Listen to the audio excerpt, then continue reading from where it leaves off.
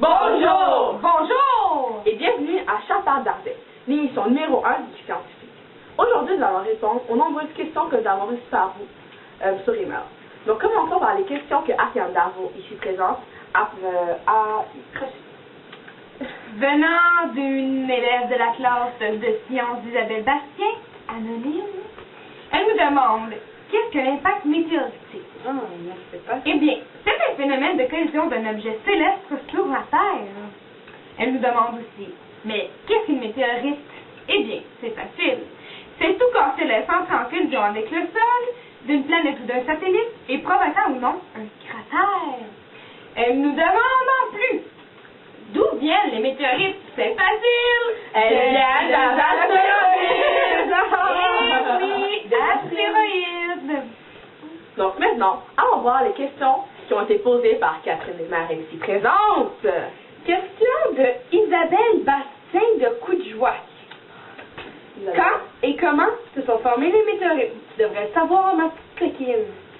Comme tous les corps célestes du système solaire, les météorites ont commencé à se former dans la nébuleuse primitive, en même temps que le Soleil et les planètes, il y a 4,56 milliards d'années. Elles se sont agglomérées, formant des astéroïdes. Certains astéroïdes massifs ont connu une température suffisante pour fondre, ce qui a entraîné un processus de différenciation. Le fer et le nickel plus lourds se sont rassemblés au cœur pour former le noyau. Tiens, juste pour voilà, toi, Isabelle. Isabelle. Donc maintenant, nous allons répondre à la question reçue par Danick Allard. Danick Allard voulait savoir comment la chute du météorite se passe-t-elle. Bon, Danick, en arrivant dans l'atmosphère, un fragment d'astéroïde brûle. Une boule de feu, un bolide, traverse le ciel avec un fracas, laissant derrière lui un long panache de fumée. Quand le fragment est trop gros, il ne consume pas entièrement, tombe sur la Terre et devient alors une météorite. Donc j'espère que ça répond à ta question, Danick. Maintenant, les questions de Cindy. Oui. Une question de Clément Honoreau. Quelles sont la classification des météorites? Les aérolites aux météorites précieuses, les stérites aux météorites ferreuses et les sidérolites aux météorites intermédiaires. Les stérites, elles représentent 10% des chutes qui sont constituées de fer et d'un pourcentage assez faible de nickel, accompagnées d'iridium, de chrome, de gallium, de carbone, de phosphore. Les sidérolites, elles sont juste en métal et silicate. Les aérolites sont des météorites composées exclusivement ou en grande partie de silicate. Au contact de l'atmosphère terrestre, ces corps cosmiques s'échauffent à cause des forces de frottement et des incandescents. Il envisage un phénomène lumineux appelé météore, ou plus communément étoile filante. Parfois, cet événement est accompagné d'un bruit, comparable à celui du tonnerre, mais bien plus fort et bien plus longtemps, même si c'est compris entre 10 et 30 km/s. Les frottements de l'air portent à la couche externe de l'objet et de très haute température. Le corps de la météorite reste quant à lui extrêmement froid à la température du cosmos, c'est-à-dire degré Kelvin proche du zéro absolu. C'est météorite.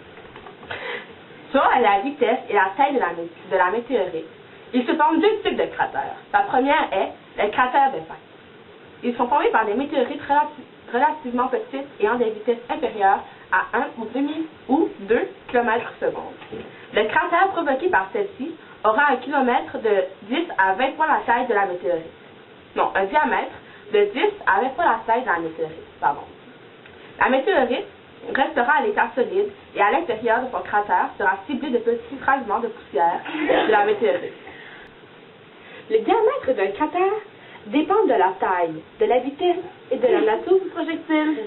On trouve d'abord des cratères simples en forme de bol, avec des bords surélevés, puis on passe à des cratères plus larges, présentant une structure plus complexe, avec un pic central, de terrasses et de dépôts. Ces derniers sont également beaucoup moins profonds.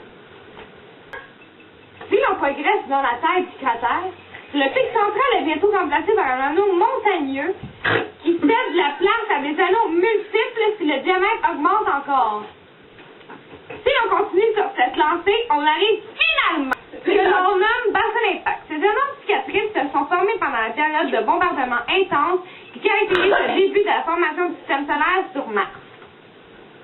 Les deux bassins d'impact le plus célèbres sont le bassin d'Agir, 600 km, et le bassin d'Hellas, 2100 km, qui est sans doute le plus grand bassin d'impact du système solaire. Hellas est entourée par un anneau montagneux qui s'élève jusqu'à 2 km au-dessus des océans. Donc maintenant, nous allons voir l'impact météoritique similitude. Avec, représenté par une tomate et un marteau, sera la météorite. Les trajectoires des météorites sont elliptiques et croisent souvent celles de la Terre. La datation. Par les méthodes de radiochronologique sur le plomb, l'âge des météorites est estimé à environ 4,55 milliards d'années. Les cratères d'explosion. Contrairement aux cratères d'impact, eux se forment au moment où la météorite explose au contact du sol. C'est pour cela que nous retrouvons un peu de fragments, car ils sont littéralement éparpillés. Cela entraîne la fusion de la croûte terrestre et aura pour conséquent l'apparition d'une nouvelle forme minérale, la coexiste par exemple. Maintenant, nous allons vous montrer une similitude du cratère qui entre dans la Terre. Alors voici Catherine. Bonjour. Voici la Terre. La Terre est représentée par une tomate. D'accord. Lorsque la météorite s'approche de la Terre, elle virevolte. Elle entre dans l'atmosphère et pénètre dans la Terre, ce qui va laisser un trou. La Terre, la météorite explose. Voyons voir le trou, Catherine. La météorite explose comme de la poussière. Et souvent, ça laisse un trou, comme dans le lac du Canada au Québec. À Oniava. Et lorsque l'eau s'accumule, avec la pluie, cela formera un lac. Fin de la présentation. Merci. À l'émission, la ressource numéro 1 des scientifiques. D'accord. Wow! Et ça, il s'est cherché un